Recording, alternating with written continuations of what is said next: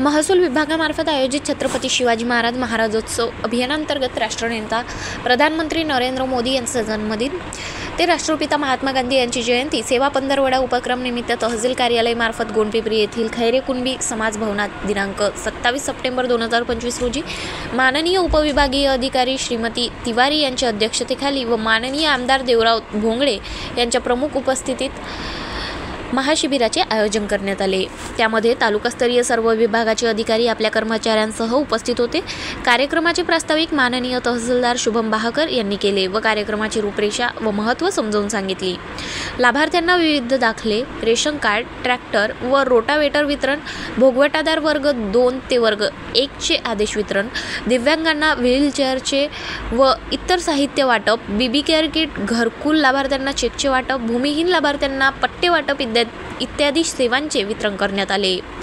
संजय गांधी योजनेच्या 288 लाभार्थ्यांचे समस्यांचे निराकरण करण्यात आले व 87 संजय गांधी व श्रावणबाळ योजनेची नवीन लाभार्थ्यांना लाभ मंजूर करण्यात आले।